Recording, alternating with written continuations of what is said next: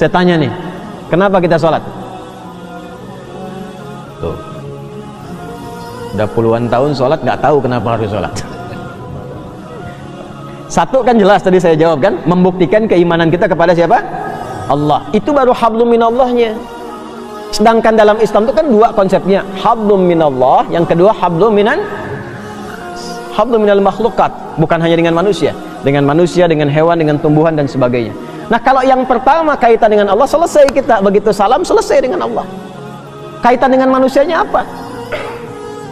Maka muncullah Quran surah ke-29 ayat ke-45. Innas salata tanha 'anil fahsya'i wal munkar. Kaitan dengan manusianya, setelah sholat itu, sholat yang benar ditunaikan mampu merubah orang yang sholat itu menjadi lebih baik, terbebas dari dua sumber keburukan, baik fahsya yang bersumber dari syahwat, zina, pornografi, porno aksi, LGBT, kata-kata jorok. Jadi nggak ada orang sholat kalau sholatnya benar itu kata-katanya kotor tuh nggak ada. Nggak ada orang sholat yang terjebak LGBT. Nggak ada orang yang sholatnya benar yang senang pornografi. Nggak ada orang yang sholatnya benar yang senang dengan perbuatan-perbuatan menyimpang. Nggak ada. Ya contoh paling gampangnya kan dulu pezina banyak di era-era dakwah Nabi Jahiliyah itu. Dan semua jenis zina mereka itu khatam. Semua jenis zina khatam. Tapi setelah mereka dididik dengan sholat, hilang semua zina itu. Bahkan memuliakan dengan sesama.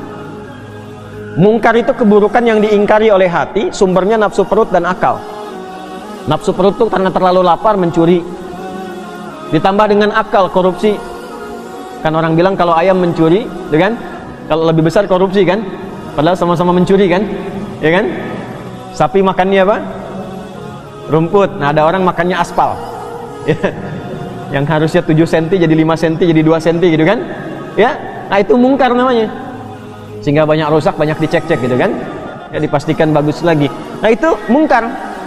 Maaf, mencuri, membuat hoax, berselisih, menipu sampai ke tingkat tinggi, membunuh dan sebagainya, itu mungkar. Orang sholat itu mustahil mengerjakan itu. Karena saat dia selesai sholat, dia sudah terkoneksi dengan Allah. Makanya begitu tuntas sholatnya, dia sudah merasa diawasi Allah, nyambung dengan Allah. Ya bagaimana orang diawasi Allah berbuat maksiat ketika dia sadar Allah mengawasinya?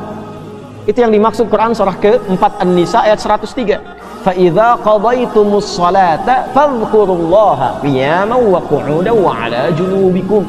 Kalau engkau sudah tuntas mengerjakan sholat, maka engkau akan punya koneksi. Kalau benar sholatmu, engkau terkoneksi dengan Allah. Zikir itu terkoneksi, nyambung.